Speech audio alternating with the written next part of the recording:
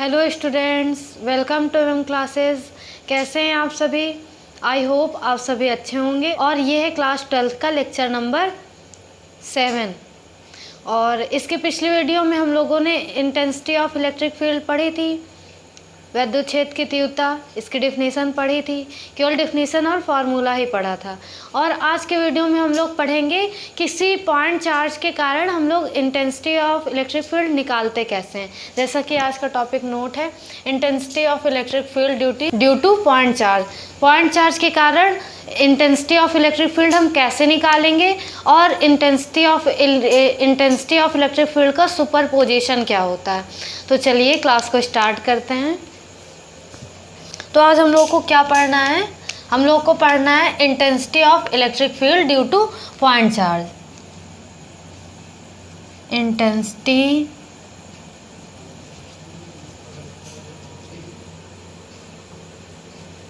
Intensity of electric field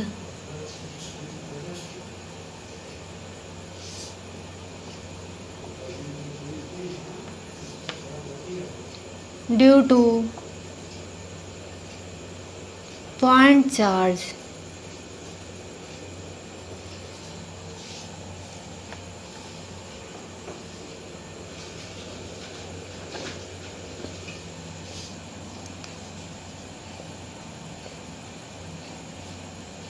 बिंदु आवेश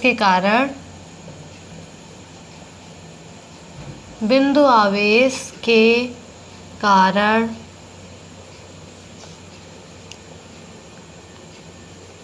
वैद्युत क्षेत्र की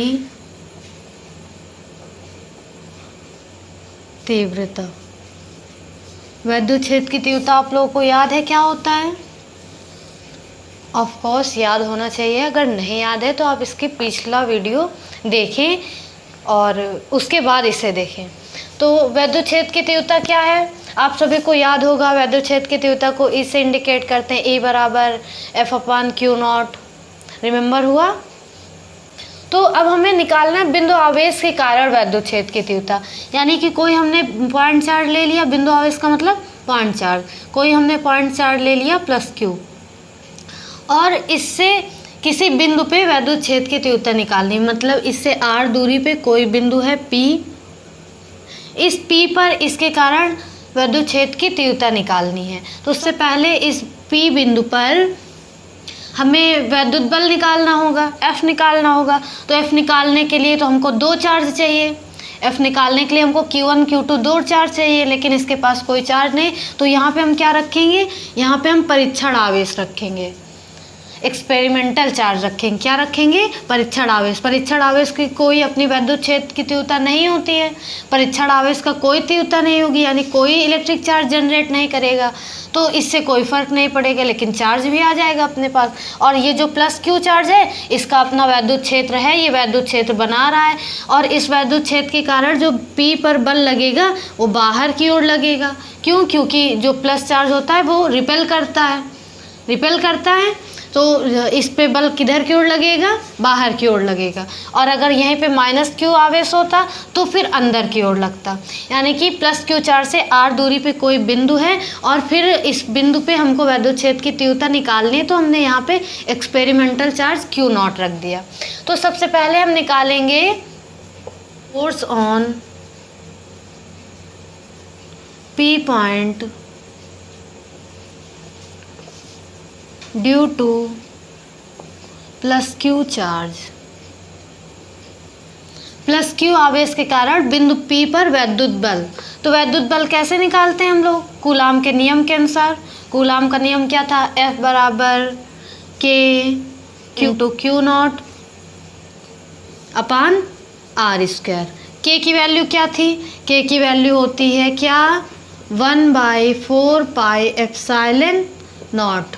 तो चाहे हम 1/4πε0 लिखें या केवल K लिखा रहने दें, उससे कोई फर्क नहीं पड़ेगा, दोनों बात एक ही है। तो हमने +Q चार्ज के कारण P पॉइंट पर वैद्युत बल निकाल लिया। इसको हम डाल देंगे इक्वेशन फर्स्ट। उसके बाद इंटेंसिटी ऑफ इलेक्ट्रिक फील्ड का फॉर्मूला क्या होता है? E बराबर F/Q0 याद है? वैद्युत बल तथा परीक्षण आवेश के अनुपात को वैद्युत क्षेत्र की तीव्रता कहते हैं। द रेशियो ऑफ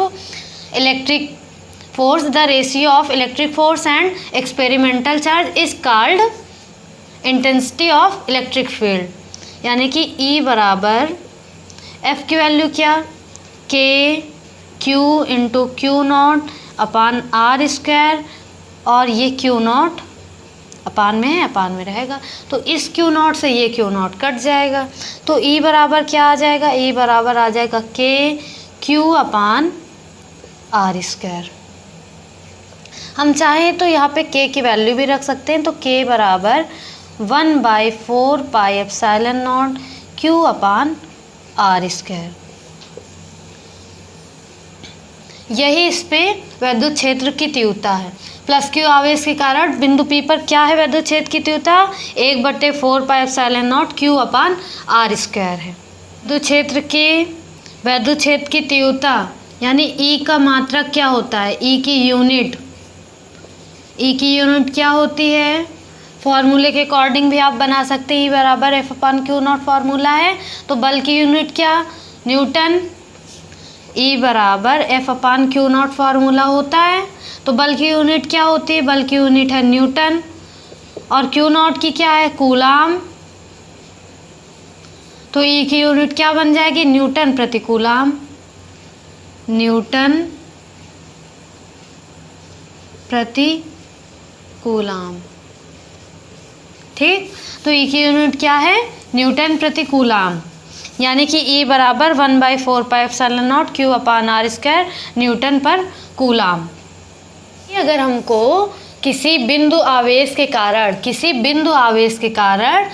बिंदु पर वैद्युत क्षेत्र की तीव्रता निकालनी है, तो हम क्या करेंगे, यहाँ पे कोई बिंदु आवेश लिया, कोई बिंदु लिया P, तो P पे हमको वैद्युत क्षेत्र की तीव्रता निकालनी है, तो इस पे हम कोई परीक्षण आवेश रख देंगे, परीक्षण आवेश Q नॉट, एक्सपेरिमेंटल चार्ज की कोई भी इलेक्ट्रिक फील्ड नहीं होती, यानी ये इलेक्ट्रिक फील्ड नहीं जनरेट करता है, तो क्यू नॉट रखेंगे। उसके बाद प्लस क्यू आवेश के कारण इस पे जितना बल लग रहा है, बल किस दिशा में लगेगा, बाहर की ओर लगेगा, और बल कितना लगेगा, K Q into Q naught upon are square. इनके बीच की दूरी कितनी है, आर है, तो आर स्क्वायर। तो F निकाल लिया। F निकालने के बाद इंटेंसिटी ऑफ इलेक्ट्रिक फील्ड यानी वैद्युत क्षेत्र की तीव्रता का फॉर्मूला रख दिया, E बराबर F upon q naught. F की वैल्यू क्या है, F की वैल्यू रख दिया K Q into Q naught upon are square, और क्यू नॉट की जगह क्यू नॉट रख दिया, क्यू नॉट से क्यू नॉट कट गया, तो E बराबर आ गया K Q upon are square. K की वैल्यू रख दिए, E बराबर 1/4 pi epsilon naught Q upon are square. यही बिंदु आवेश के कारण वैद्युत क्षेत्र की तीव्रता होती है।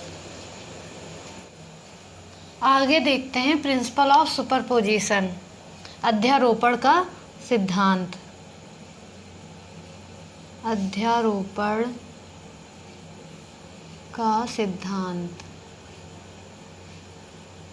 जैसे वैद्युत बल का अध्यारोपण पढ़े थे, विद्युत आवेशों का वैद्युत बल का अध्यारोपण पढ़े थे, उसी तरह वैद्युत क्षेत्र की तीव्रता का भी अध्यारोपण का सिद्धांत होगा। क्या होगा कि मान लो कोई ये प्लस क्यू चार्ज है, ये माइनस क्यू चार्ज है, और फिर इधर कोई प्लस क्यू चार्ज है, तो इसके कारण बिंदु P पर वैद्युत क्षेत्र की तीव्रता निकालनी है। किस पे निकालनी है, इन तीनों चार्जेस, दो ना हो, दो से ज़्यादा हो, दो चार्ज ना हो, दो से ज़्यादा चार्ज हो, तो फिर उसको हम अध्यारोपण सिद्धांत के अनुसार निकालते हैं। यानी प्लस क्यू चार्ज के कारण बिंदु P पर तीव्रता, इसके कारण बल इधर की ओर लगेगा F1, इसके कारण अंदर की ओर लगेगा F2, Q1, Q2, Q3, और इसके कारण बल कहाँ किधर की ओर लगेगा, बाहर की ओर लगेगा F3। इधर की ओर बल लगेगा, इधर की ओर बल लगेगा, और ये अंदर की ओर बल लगाएगा। तो इस P बिंदु पर net intensity of electric field क्या होगी, E net at P point. इस P बिंदु पर कुल वैद्युत क्षेत्र की तीव्रता कितनी होगी, तो कितनी होगी, वेक्टर ई पी बराबर, पी का मतलब सफिक्स में पी लिखा गया, पी का मतलब पी बिंदु पर वैद्युत क्षेत्र की तीव्रता कितनी होगी, इन सब का वेक्टर सम कर देंगे, vector E1 plus vector E2 plus vector E3। Vector sum कर रहे हैं तो डायरेक्शन अपने आप डिफाइन हो जाएगी, यानी कि vector E P is equal to K Q1 upon R square plus के Q2 upon R square plus के Q3 अपान आर स्क्वायर, यानी कि vector E P is equal to K common मिल जाएगा, देखिए आर स्क्वायर कॉमन मिल जाएगा कब, अगर ये पी सभी बिंदुओं से सेम डिस्टेंस पे, यानी कि आर डिस्टेंस पे हो, आर डिस्टेंस पे हो, आर डिस्टेंस, लेकिन ये ज़रूरी तो नहीं कि ये सारी सेम डिस्टेंस पे हों, डिफरेंट डिफरेंट डिस्टेंस में भी हो सकती हैं, तो इनकी डिस्टेंस भी हमने डिफरेंट डिफरेंट ले ली, R1 R2 एंड R3। अगर सेम होंगी तब तो सेम कॉमन मिल जाएंगे, अगर सेम ना हो R1 R2 R3, क्योंकि ज़रूरी तो नहीं है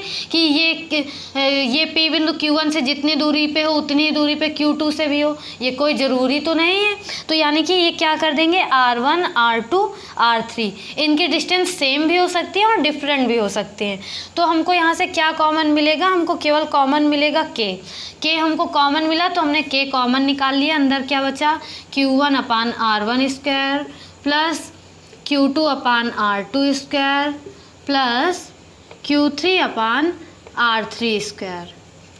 के की वैल्यू क्या होती है, के की वैल्यू सभी को पता है, 1/4 pi epsilon not Q1 upon R1 square plus Q2 upon R2 square plus Q3 upon R3 square.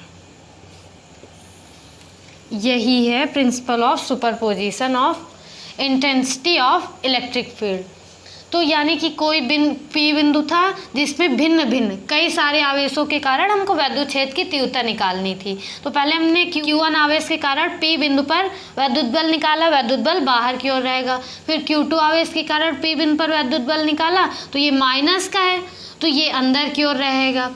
सभी माइनस में हो सकते हैं, सभी प्लस में हो सकते हैं, या कोई दो माइनस में हो सकते हैं, कोई एक प्लस में हो सकता है। तो ये चार्ज पे डिपेंड करता है, कोई भी चार्ज हो सकता है, जो चार्ज होगा उसी के जैसे इंटेंसिटी ऑफ इलेक्ट्रिक फील्ड या इलेक्ट्रिक फोर्स बनेगा।